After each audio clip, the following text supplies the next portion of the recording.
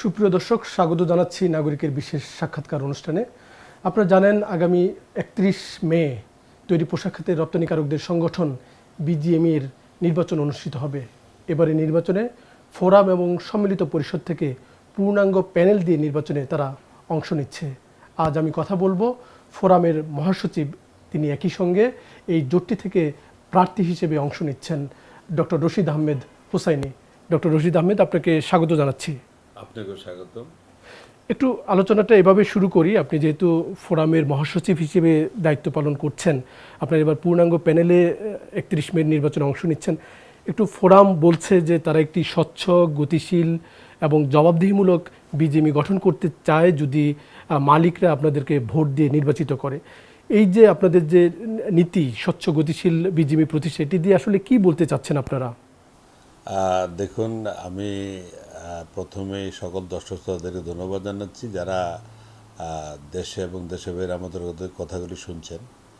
আসলে বিজিএমইতে আমরা একটা স্বচ্ছ, ক্রেডিবল এবং যারা ভোটার বা যারা উদ্যোক্তা তাদের অধিকার প্রতিষ্ঠাতা বলছি আমরা। জিনিসটা আমি আসলে এভাবে দেখছি না। আমি অ্যাকচুয়ালি দেখছি যে গত বেশ কিছুটি বছর বাংলাদেশের কোথাও আমরা স্বাধীনভাবে কথা বলতে পারি না, কাজ করতে পারি না। সোজা কথা, বাক স্বাধীনতা ছিল না এবং ভোটাধিকার তো ছিলই না। এটা তো জাতীয়ভাবে আন্তর্জাতিকভাবে স্বীকৃত। বিজিএমইতে এবং আরও অনেকগুলি সংগঠন যেগুলিতে নির্বাচনের মাধ্যমে আসলে আমরা আমাদের নেতা নির্বাচন করি, নেতা মানে প্রতিনিধি নির্বাচন করি। এই একটা স্বচ্ছ নির্বাচন, একটা পরিচ্ছন্ন নির্বাচন, যা আমার ভোট আমি দিব, এই যেটা স্লোগান, অধিকারের জন্য বাংলাদেশের জনগণ অনেক কষ্ট করেছে, অনেক রক্ত দিয়েছে। 5ই আগস্টে আপনারা দেখেছেন, 5ই আগস্টে আগরে 36 জুলাই আমরা যে বলি, এই 36 জুলাই আর 5ই আগস্ট 2024 সাল তো নয়, এটা তো দীর্ঘদিনের পালিত স্বপ্ন। এটা একটা পুঞ্জীভূত খুবই বহিঃপ্রকাশ ঘটেছে এটা সবার সম্মিলিত প্রচেষ্টায়। আমরা ঠিক সেমভাবে এই যে একটা জগদ্দল পাথর বাংলাদেশের জনগণের উপর বসেছিল, সেম একইভাবে কিন্তু বিজিএমইতে কিন্তু একদলীয় শাসন ব্যবস্থা এটা প্রচলিত ছিল এবং ওই একই সুতার গাথায় ছিল তার কর্তার ইচ্ছে কীর্তন হতো।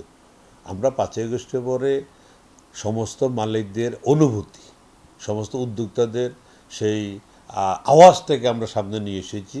হয়তো ফোরামের নেতৃত্বে আমরা গত পেশিস সরকার বোর্ডটাকে ভেঙে দিতে পেরেছি এবং সেটাকে ভেঙে দিয়ে যেই বিজিএমইতে কলুষিত করেছিল কিছু অস্তিত্ববিহীন কিছু ভোটার ছিল, যারা গত 14-15টি বছর বিভিন্নভাবে এইসব ভোটারদেরকে লালন পালন করে তারা নির্বাচনে জয়ী হয়েছে এবং জোর জবরদখল হয়েছে।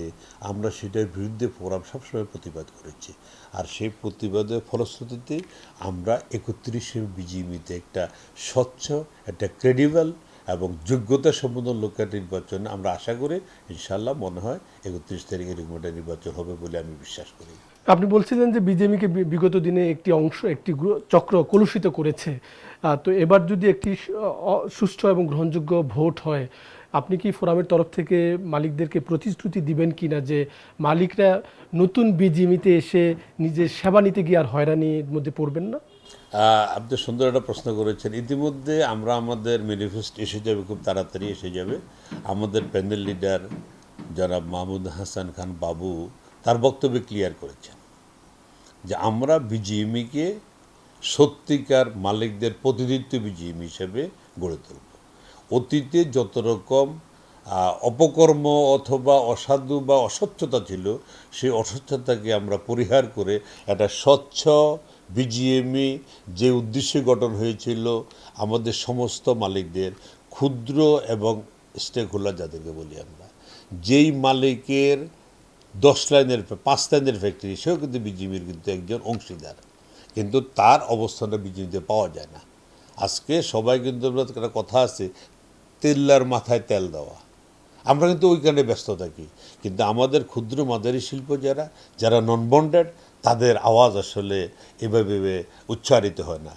আমাদের লিডার এবং ফোরামের এটা প্রতিশ্রুতি, আমরা ইনশাল্লাহ যদি 31 তারিখ নির্বাচনে আমাদের উদ্যোক্তারা ভোটাররা যদি ফোরামকে জয়যুক্ত করে, আর ফোরামকে জয়যুক্ত করবে কেন সেটা একটু বলে আমি। ফোরাম যতবার ক্ষমতায় এসেছে আমরা চেষ্টা করেছি এই ট্রেডের স্বার্থ রক্ষা করে কাজ করতে, এবং ট্রেডের স্বার্থ অ্যাজ ওয়েল এজ বাংলাদেশের নিয়ম নীতি মেনে যেখানে যে সংস্কার করা দরকার আমরা কিন্তু সরকারের সাথে কিন্তু বার্গেনিং করে চেষ্টা করেছি করার জন্য। আর বিগত জীবনে কী হয়েছে দেখেন, বিগত জীবনে যারা ছিল আজকে কয়জন নেতা ফ্রিলি লাইভলিহুড করতে পারতেছে, কয়জন কোথায় আছে আমি নাম ধরে নাই বললাম। তাহলে আপনাদের যদি সুকর্ম থাকে তাহলে আজকে অপরিণত হবে কেন? ফোরামের সবাই তো আলহামদুলিল্লাহ সবাই বাইরে আসছে। তো আমি মনে করি যে ফোরাম ক্ষমতা আছে, ফোরাম একটা এক জাত নবীন এবং প্রবীণ, অভিজ্ঞতা এবং শিক্ষিত, যারা ব্যবসা বোঝে। আমাদের লিডার বলেছেন যে অন্যের ব্যথা বুঝতে পারে সে একজন ভালো মানুষ। তাহলে ফোরাম কিন্তু অন্যের ব্যথা বুঝে, কারণ আমরা সবাই নিজের পায়ে 26টি বছর এই ব্যবসা করে এসেছি।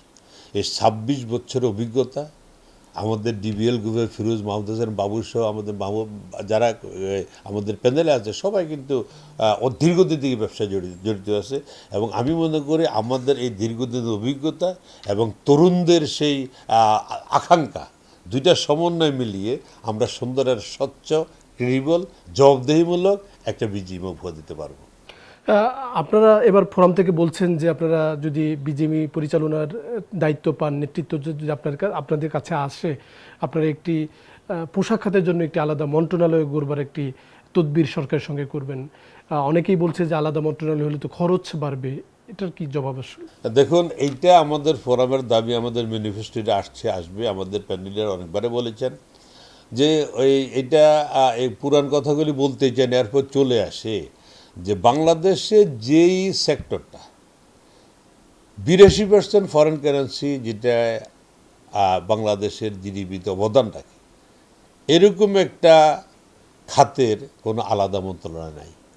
হ্যাঁ, মন্ত্রণালয়, নতুন মন্ত্রণালয় বাড়ালে খরচও বাড়বে। আমাদের বাংলাদেশের বাজেটও অনেক বেড়ে গেছে।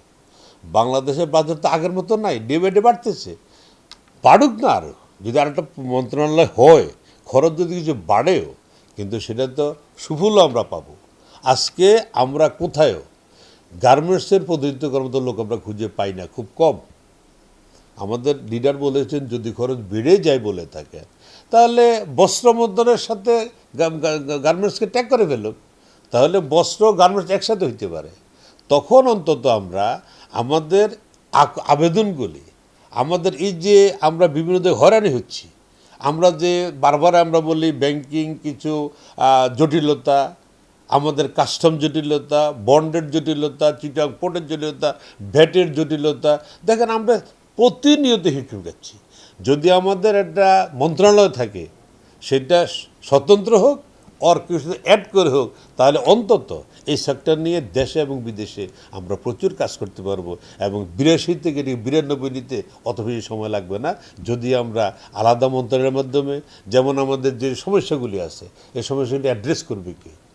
কারণ আমাদের যখনই বাংলাদেশে কোনো ব্যবসায়িক প্রবলেম শুরু হয়, যেমন ঈদের সময়, ঈদ আসলে কিন্তু শুরু হয় যে পেঁয়াজের দাম, মরিচের দাম, লবণের দাম, তেলের দাম, খেজুরের দাম শুরু হয়ে যায়। পাশাপাশি কিন্তু শ্রমিকদের বেতন হয়ে যায়, পাশাপাশি বেতন বসলে কিন্তু আমরা ত্রাহিতেই বাপ হয়ে যায়। তো আমাদের বেতন ভাতা, আমাদের ফ্যাসিলিটি, আমাদের ইনসেন্টিভ, আমাদের শুধু কথা বললেও কিন্তু আমাদের পাওয়া যায় না, সবাই বাজার নিয়ে ব্যস্ত হয়ে যায়। ভাই, আমরা তো এই দেশের জিডিপিতে অবদান রাখি। ইনশাআল্লাহ ফোরামের নেতৃবৃন্দ প্রতিশ্রুতিবদ্ধ, ইনশাআল্লাহ যদি আমার মালিক উদ্যোক্তা ভাইয়েরা, আমি আপনার কাছে আবারও আহ্বান জানাই, আপনারা, আমার নেতা বলেছেন যে সবাই আমরা যোগ্য, তো যোগ্য থেকে যোগ্যতম, এর মধ্যে তো যোগ্যতার মাপকাঠি আছে, আপনারা তাকে নির্বাচন করেন। আমরা চাই এই ট্রেডটা ঘুরে দাঁড়ায়, আমরা চাই এই ট্রেডের যত কিছু কলুষিত করে সে পরিহার করে আমরা নতুন একটা বিজিএম উপস্থাপন করি। আমরা চাই যে আমাদের এই ট্রেডের মাধ্যমে সম্মান নিয়ে আমরা বেঁচে থাকি। আমরা আর অসম্মান হতে চাই না। সো আমরা ফোরাম প্রতিজ্ঞাবদ্ধ, ইনশাআল্লাহ যদি ফোরামকে সবাই ক্ষমতা আনে, আমরা ক্ষমতা আনে ভোট যদি ফুল প্যানেলে 1 থেকে 35 আমাদের সিরিয়াল যেটা আমরা দেখেছি, যদি আমাদেরকে আমাদের উদ্যোক্তা ভাইয়েরা ভোট দিয়ে আমাদেরকে জয়যুক্ত করে, ইনশাআল্লাহ আমি ফোরামের সেক্রেটারি জেনারেল হিসেবে আপনাদের মধ্যে আবারও জানাচ্ছি, আমাদের যে কোটা প্রতিশ্রুতি আমরা দিয়ে দিয়েছি, আমরা পুঙ্খানুপুঙ্খভাবে এই প্রতিশ্রুতি পালন করার চেষ্টা করব এবং আমার সমস্ত ক্যান্ডিডেট এই ব্যাপারে আমরা ঐক্যমত। ইনশাআল্লাহ আমাদের যার যেখানে যতটুকু সময় দেওয়া দরকার, আমরা ব্যবসার পাশাপাশি আমরা আমাদের মালিকদের, আমাদের এই নন বন্ডেড আছে, ক্ষুদ্র মাঝারি আছে, আমাদের স্টেক হোল্ডার তো আছেই, সবাই মিলে আমরা একটা সুন্দর সমাজ, সুন্দর একটা গার্মেন্টসের শ্রমিক মালিকের সুসম্পর্ক, সেফটি সিকিউরিটি এবং এই যে আমাদের যে প্রবলেমগুলি হচ্ছে কমপ্লায়েন্স নিয়ে, যে এক একজনে এক একভাবে আসে আমাদের কমপ্লায়েন্স নিয়ে, একটা ইউনিফাইড কোড অফ কন্ডাক্টের মাধ্যমে আমরা বিজিএমইকে সুন্দর জায়গায় নিয়ে যাবো ইনশাআল্লাহ। আপনি বলছিলেন যে পোশাক খাত নানা সময়ই সংকটের মধ্যে পড়েছে। আমরা দেখছি যে একসময় বিজিএমইর সদস্য প্রতিষ্ঠান সংখ্যা ছিল 7,000, সেটি এখন কমে 3,000-এর বেশি, এবং এইবার ইলেকশনকে কেন্দ্র করে দেখা গেল যে ভোটার সংখ্যা 1800-র কাছাকাছি নেমে আসলো। এই যে সদস্য সংখ্যা কমছে, অনেক মালিক আসলে নিজের অনিয়ন্ত্রিত কারণে কিন্তু দুর্বল হচ্ছে, রুগ্ন হচ্ছে। পোশাক খাতে আসলে কোনো এক্সিট পলিসি নেই। ফোরাম যদি নেতৃত্ব পায়, এই এক্সিট পলিসি, একটি বিশদ এক্সিট পলিসি তৈরিতে আপনারা সরকারের সঙ্গে কাজ করবেন কিনা? দেখুন, এই এক্সিট পলিসি নিয়ে আমরা এবার না আগেও কথা বলেছি, এটা আমাদের ম্যানিফেস্টো কিন্তু আছে। এক্সিট পলিসিটা প্রপার ওয়েতে করা। দেখেন, একটা ব্যবসা করতে গেলে কি সব মালিকদের একদম স্বচ্ছ ট্রান্সপারেন্ট সেটাও বলবো না, আর সব মালিকদের অস্বচ্ছ সেটাও বলবো না। আমি এখানে একটা বাংলাদেশে ইন্টেলিজেন্ট ব্রাঞ্চ আছে, আমাদের বিজিএমই আছে, তাদের কি বলবো, তাদের একটা ওই নার্সিংয়ের মাধ্যমে আসলে সত্যিকার অর্থে যারা আসলেই রুগ্ন হয়ে গিয়েছে বিভিন্ন কারণে। দেখেন, রিসিশনের কারণে কিন্তু অনেক ফ্যাক্টরি কিন্তু পেমেন্ট আসে নাই, করোনাকালীন সময় অনেক ফ্যাক্টরির পেমেন্ট কিন্তু আসে নাই। এই যে আবার যেটা শুরু হলো, যে যখন আমাদের ইসরায়েল এবং ফিলিস্তিনের যে যুদ্ধের কারণে জাহাজ ঘুরে যাচ্ছে, 2 মাস সময় লেগেছে, এতে করে আমরা টাইমলি কিন্তু শিপমেন্ট করতে পারিনি, অনেকবার ডিসকাউন্ট দিয়ে দিয়েছে, অনেকে এয়ার শিপমেন্ট করেছে। যখন এয়ার শিপমেন্ট করে তখন ফ্যাক্টরির অস্তিত্ব থাকে না। এই শত প্রতিযোগিতার মাঝেও কিন্তু সবাই কিন্তু রুগ্ন নয়। কিন্তু যদি একটা ফ্যাক্টরি মালিক তার সময় মতো গুডস রেডি করার পরেও এই বৈষয়িক অস্থিরতার কারণে মাল ক্যান্সেল হয়ে যায়, এই ফ্যাক্টরি কিন্তু ঘুরে দাঁড়াতে পারে না।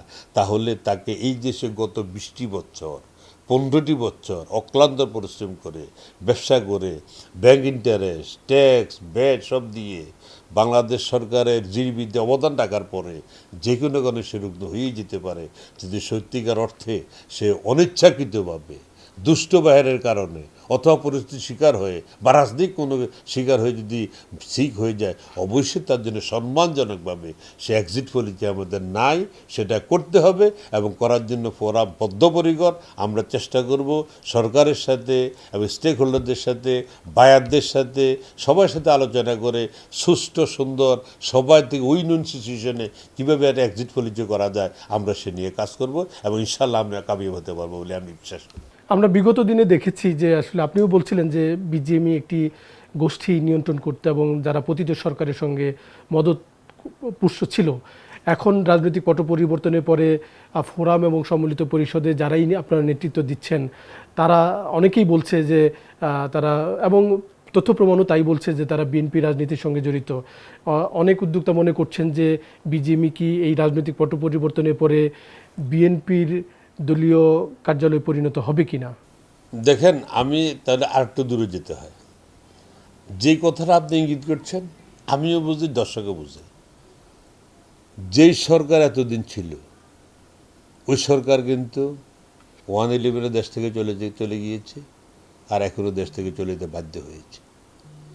আপনি আমাদের এই বিএনপির কথা বলছেন, হ্যাঁ, বিএনপি, আওয়ামী লীগ বা অন্য মত থাকতেই পারে, কিন্তু আমাদের মধ্যে এরকম নেকেট কেউ যে নিজের ব্যবসাকে ছেড়ে, সে নিজের রুটিজিকে ছেড়ে অন্যদিকে চলে যাবে বলে আমি বিশ্বাস করি না। আর হ্যাঁ, আমরা বিএনপি করি, আমি নিজেও ডাকসুর সদস্য ছিলাম, বিএনপি রাজনীতিতে আমিও জড়িত আছি। আমার নেত্রী কিন্তু 111 দেশের বাইরে যায়নি, এখনও দেশে বেড়ে জানি উনি বাংলাদেশে জেল কেটেছে। কি নির্যাতনটা হয়েছে, আমরা ওই নেতৃত্বে রাজনীতি করি। আমরা কোনো দিন এ ধরনের কার্যকলাপ করব না, যে কার্যকলাপের কারণে আমাকে জেলে যেতে হবে, যে কার্যকলাপের কারণে আমাকে পালিয়ে যেতে হবে, যে কার্যকলাপের কারণে আমার অনুসারীরা আমার কথা বলতে পারবে না, এখন তো বলতে পারে না। আমরা যদি কথা বলতেই যাই অনেক কথা চলে আসবে। কিন্তু আজকে যারা আপনি বলেছেন, আমরা বলেছি, অনেকেই বলে যারা বিগত ক্ষমতা ছিল তারা কোথায়? যদি এত ভালোই হয়ে থাকেন তাহলে আপনি দেশে নাই কেন? যদি এত ভালোই হয়ে থাকেন তাহলে আমাদের রক্তে গড়া বিজিবি ইউনিভার্সিটি বিইউএফটি কেন আমাদের কাছে নাই? কেন গার্মেন্টস মালিকদের কাছে নাই? সেটা কেন ট্রাস্টি বোর্ড করে আপনাদের ব্যক্তিগত নামে লিখে নিয়ে গিয়েছেন? তা আপনাদের এই কর্মকাণ্ডের কারণেই তো আজকে আপনারা পালিয়ে যেতে হয়েছে, আপনারা বিভিন্ন জায়গায় অবস্থান করছেন। তো আমি মনে করি যে অতীত থেকে শিক্ষা গ্রহণ করি, ইনশাল্লাহ আমরা সামনে চলব। আমরা বিজিবিতে আসলেও কোনো দলীয় এজেন্ডা বাস্তবায়ন করব না। দেশের স্বার্থে আমার নেত্রী বা আমার নেতা যেভাবে দেশের স্বার্থে কাজ করে আমরা দেশ নেত্রী বলি। অতএব আমরা ওনার উত্তরসূরি, আমরা এই দেশের স্বার্থে কাজ করব, ব্যক্তির স্বার্থে আমরা কাজ করব না। আমার শেষ প্রশ্ন, আপনি যেহেতু ফোরামের মহাসচিব, আবার একই সঙ্গে এই প্যানেলের হয়ে আপনি প্রার্থী হিসেবে অংশ নিচ্ছেন, একটু বলবেন যে আপনি প্রার্থী যেহেতু, আপনি মালিকদের উদ্দেশ্যে আপনার প্রতিশ্রুতি কি? কেন মালিকরা আপনাকে ভোট দিবেন? আমি মনে করি যে আমি আজকে ২৬ বছরই ব্যবসায় আছি। আমি ২০০৭ সালে নির্বাচনের মাধ্যমে আনোয়ার আলম চৌধুরী পারভেজের নেতৃত্বে যে বিজিবি ছিল, আমরা সে সময় বিজিবিতে ছিলাম এজ এ পরিচালক হিসাবে। এর পরবর্তীতে আমরা আর বিজিবিতে আসতে পারিনি, বিশেষ করে আমি তো নাই, যেহেতু আমার একটা রাজনৈতিক পরিচয় আছে। কিন্তু অনেক জর্জপটা গিয়েছে আমাদের উপরে। আমার গ্যাস লাইন কেটে দিয়েছে, ব্যবসা বন্ধ করে দিয়েছে, কিন্তু আল্লাহ পাকের অশেষ মেহরবানি, সমস্ত প্রতিকূলতা কাটিয়ে কিন্তু আমি ব্যবসা করে এগিয়ে যাচ্ছি। আমি সবসময় যারা আমাদের উদ্যোক্তা তাদের যোগাযোগ মেনটেন করার চেষ্টা করেছি, সত্য কথা বলার চেষ্টা করেছি এবং মালিকদের প্রবলেমগুলি নিয়ে চেষ্টা করেছি অ্যাড্রেস করার জন্য, সমাধান করার জন্য। বাট অনেক কিছু আমাদের হাতে ছিল না। আমি মনে করি যদি ফোরাম বিজিএমইতে আসে সবার দোয়া নিয়ে, ভোট নিয়ে, আমার ব্যক্তিগত ইচ্ছা হলো আমি ব্যাংকিং জটিলতার কারণে যে সমস্ত ফ্যাক্টরিগুলো দিনের দিন তাদের সময় মতো তারা ফ্যাক্টরি চালাতে পারছে না, আমি ব্যাংকিং সেক্টর এবং কাস্টমস, ভ্যাট, চিটাং পোর্ট, যেগুলি প্রতিনিয়ত হিমশিম খাচ্ছি, আমি এটার বাস্তব সাক্ষী যে কি ছোট ছোট কারণে অনেক বড় করে ধরে কিছু অসাধ্য লোকজন তাদের হীন স্বার্থ চরিতার্থ করার জন্য এক একটা ফ্যাক্টরিকে বন্ধ করে দিচ্ছে, মালিকদের নাবিশ্বা ফুটে যাচ্ছে, মানে উদ্যোক্তারা পাগল হয়ে যাচ্ছে। আমি তাদের সাথে থেকে এই জিনিসগুলি অ্যাড্রেস করব এবং বিজিএমইকে পরিচ্ছন্ন করে মালিকদের স্বার্থ রক্ষা করার মতো বিজিএমই, উদ্যোক্তাদের বিজিএমই হিসেবে বিজিএমই গড়ে তুলব, যেন কোনো ছোট বড় ভেদাভেদ নাই, সবাই যেন তার প্রাপ্য সম্মানটুকু বিজিএমইতে পায় সেই ব্যবস্থা করব। এবং বিশেষ করে ব্যাংকিং, কাস্টমস, পোর্ট, অনেকগুলি সেক্টর আছে, আমরা ভাগ করে নিব। অ্যাজ এ মহাসচিব হিসেবে ফোরামে বলতে চাই, আপনারা আমাদের পাশে থাকুন, শিল্পের পাশে থাকুন, দেশের পাশে থাকুন। আমরা ইনশাআল্লাহ বিজিএমইতে আসলে আমাদের প্রত্যেকটা পরিচালককে আমরা অ্যাসাইনমেন্ট করে দিব, এই প্রবলেমগুলি সলভ করা তোমার দায়িত্ব। If needed please you help to our panel leader. আমরা ইনশাআল্লাহ এবং সিনিয়র লিডার আমরা সবাইকে সাথে নিয়ে মালিকদের কথা শুনে আমরা প্রয়োজনে ৩ মাস অন্তর অন্তর মালিকদেরকে বসবো, যে কোথায় কোথায় সমস্যা সেটা আমরা লিপিবদ্ধ করে পরিকল্পিতভাবে এই সেক্টরকে একটি উন্নত জায়গায় পৌঁছানোর জন্য, বাংলাদেশে আবার সে হারানো ঐতিহ্য ফিরে আনার জন্য, সোনালী আর্ট যেন, এবং সোনালী আর্ট ছিল গার্মেন্টসের সোনালী যুগ ফিরে আনার জন্য এই ফোরাম পরিশ্রম করে যাবে। এবং আমি ব্যক্তিগত প্রতিশ্রুতিবদ্ধ, আসুন আমরা সবাই মিলে শিল্পের স্বার্থে, দেশের স্বার্থে, আমাদের অস্তিত্বের স্বার্থে আমরা ফোরামকে ১ থেকে ৩৫-এ ভোট দিয়ে জয় করি এবং আমরা আমাদের এই হারানো ঐতিহ্যকে ফিরিয়ে আনি, সম্মানটুকু ফিরিয়ে আনি। আমরা মাথা উঁচু করে আমরা বাঁচতে চাই, মাথা নিচু করে নয়। আপনাকে অনেক কৃতজ্ঞতা আমাকে সময় দেওয়ার জন্য। আপনাকে অনেক ধন্যবাদ আমাকে আপনার এই ইন্টারভিউতে যোগ করার জন্য। প্রিয় দর্শক, আমরা এতক্ষণ কথা বললাম ডক্টর রশিদ আহমেদ হোসাইনির সঙ্গে। তিনি ফোরামের মহাসচিব। অতিথি যেটি বললেন যে বিজিএমইকে কিন্তু বিগত দিনে অনেকটাই কলুষিত করা হয়েছে। এবার একটি গ্রহণযোগ্য ভোটের পরিবেশ তৈরি হয়েছে। মালিকরা চাচ্ছেন যে একটি স্বচ্ছ, গ্রহণযোগ্য এবং জবাবদিহিমূলক বিজিএমই এবার গঠিত হবে, যারা টেকসই পোশাক খাত নির্মাণে অবদান রাখবেন। সবাই নিরাপদে থাকবেন, সুস্থ থাকবেন।